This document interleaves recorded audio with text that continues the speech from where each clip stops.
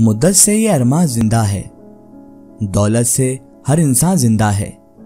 इस दुनिया में सबसे खुशनसीब वो है जिसकी अब तक मां जिंदा है। दोस्तों, आज की ये कहानी एक मां की कहानी है। मां की ममता, मां के प्यार की एक ऐसी कहानी जिस मां ने अपने सारे सुखों को त्याग करके अपने पुत्र को, अपने बच्चे को एक कामयाबी के उस शिखर तक पहुंचा दिया जहां से उस पुत्र को अपनी मां के वो त्याग का एक पल भी याद नहीं आया। मां की कुर्बानी, मां के प्यार की एक ऐसी कहानी हम आपको आज सुनाने जा रहे हैं जिसे सुनने के बाद आप अपनी आंखों को कंट्रोल में नहीं रख पाएंगे और आपकी आंखों से आंसू खुद ब खुद निकलने लग जाएंगे और हो ना हो आपकी मां की याद भी आपको आ जाएगी और आपकी मां की कुर्बानी भी आपको याद आ जाएगी। ये बात प्राचीन समय की है। एक गांव में एक परिवार खुशी से अपना जीवन यापन कर रहा था। उस परिवार में केवल पति पत्नी थे और कोई नहीं था। समय बीतता गया, उनके घर संतान की प्राप्ति नहीं हुई। अब धीरे धीरे समय चक्र बदला और उस हंसते हुए परिवार को न जाने किसकी नजर लग गई कि एक दिन उस माँ का पति एक ऐसी बीमारी से ग्रस्त हुआ कि बिस्तर पर लेटने के बाद फिर उसने कभी उठने की कोशिश ही नहीं की, यानी कि उसने उठने की सामर्थ्य ही खो दी। अब वह माँ अपने पति को बीमारी से बचाने के लिए शहर शहर दौड़ती भागती फिरने लगी। जब सब जगह से निराशा हाथ मिली तो वह अपने मन में हताश होकर अपने पति को घर लेकर आ गई। घर लाने के बाद पति की हालत धीरे धीरे बिगड़ती गई। इसी दौरान उसको पता चला कि वह पेट से है।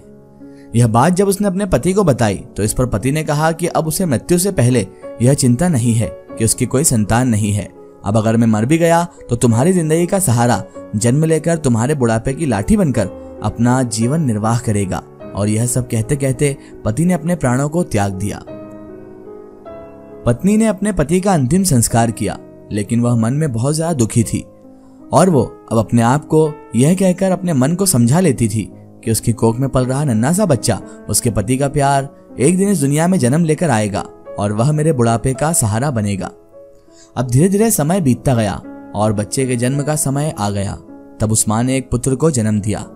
माँ अब उसी पर पूर्ण रूप से आश्रित थी और उसका पालन पोषण करती। धीरे धीरे अब उसका पुत्र 5 वर्ष का हो गया तो माँ ने अपने पुत्र को एक स्कूल में पढ़ने के लिए भेज दिया। वह माँ अपने पुत्र से बहुत प्यार करती थी, क्योंकि बच्चे से किस माँ को मोहब्बत नहीं होती, और अपने शरीर पर कष्ट लेकर कुछ पैसे बचाकर बेटे की हर मांग पूरी करती थी। धीरे धीरे बेटा बड़ा हुआ और उसने गांव से बाहर शहर में उसे पढ़ने के लिए भेज दिया। बेटा भी मन लगा के पढ़ने लगा और उसकी माँ की दुआ और इसकी मेहनत एक दिन रंग लेकर आ गई और वह एक दिन बड़ा अधिकारी बन गया। माँ को जब यह पता चला तो वह बहुत ही प्रसन्न हुई, बहुत खुश हुई। बेटे की कामयाबी का सुनकर माँ के चेहरे पर मानो फूल खिल उठे थे और उसका दिल बाग बाग हो गया था, क्योंकि उसका बेटा अब एक बड़ा अधिकारी बन गया था और उसे अब यही तसल्ली मिल रही थी कि उसके जीवन का सारा कष्ट अब उसका बेटा काट देगा। बेटा अब गाँव से दूर रहने लगा और वह निश्चिंत होकर अपनी नौकरी करने लगा। अब उसकी माँ गाँव में अकेली रह गई। धीरे धीरे समय बीता। नौकरी में ज्यादा वक्त देने की वजह से उस बच्चे को, यानी उस पुत्र को, अपनी माँ के प्रति मोह भी कम हो गया और उसे वहीं किसी लड़की से प्यार हो गया। शहर में जाने के बाद वो अपनी माँ को भूल गया और लड़की से प्यार कर बैठा। लड़की ने उसे प्यार के चुंगल में ऐसा उलझाया कि उसने फिर उस लड़की से शादी करने की ठान ली।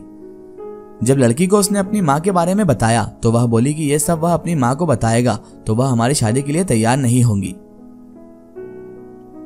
इसलिए अपनी माँ को बिना बताए शादी कर लेते हैं। और लड़की ने अपने माँ बाप से मिलवाकर उस लड़के से शादी कर ली।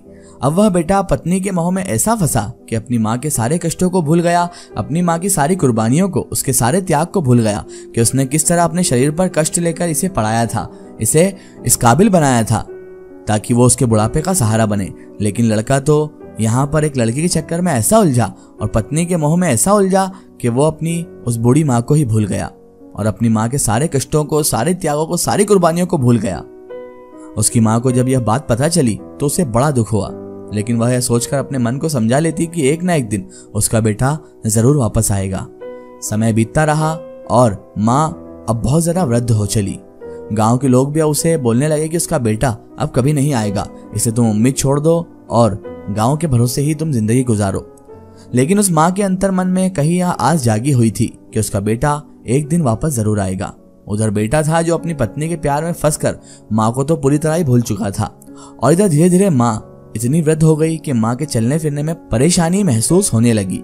तब उसने एक दिन पूरे गांव वालों को बुलाकर एक पत्र लिखवाया और अपनी अलमारी में उसे सुरक्षित स्थान पर रख दिया और गांव के लोगों से बोल दिया कि जब उसका बेटा आए तो ये पत्र उसे दे देना। और वृद्ध माँ ऐसे ही वृद्ध होते होते एक दिन अपने पुत्र की याद में गुजर गई और उसकी माँ का देहांत भी हो गया। पता नहीं कैसे, पर एक दिन इधर उसके बेटे और उसकी पत्नी में ऐसे ही किसी बात पर झगड़ा हुआ और उसकी पत्नी उसे हमेशा हमेशा के लिए छोड़कर चली गई। अब बेटे को उसे अपनी माँ की याद दिला गई और वह एक दिन गांव आ गया। उसे जब सब तरफ से परेशानी ने घेर लिया और उसकी पत्नी छोड़ गई और उस पर बहुत ज़्यादा मुसीबत आन पड़ी, तब जाकर उसे अपनी माँ की याद आई। वो कहते हैं ना कि जब कोई चीज़ हमारे पास होती है तब हमें उसकी कदर नहीं होती, लेकिन जब वो चीज़ हमसे दूर चली जाती है तब हमें उसकी कदर महसूस होती है, उसकी कमी मालूम होती है। और ये दौलत तो ऐसी दौलत है, माँ एक ऐसी दौलत है जो इंसान कभी नहीं कमा सकता एक बार चले जाने के बाद। बहरहाल वो लड़का एक दिन गाँव आ गया अपनी माँ से मिलने।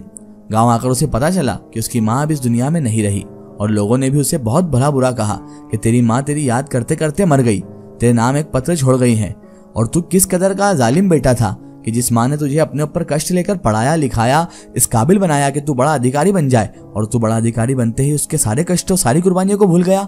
लानत है तेरी जिंदगी पर कि तू एक माँ को ना पाल पाया और तेरी माँ ने बिना कुछ काम करे तुझे पाल लिया था।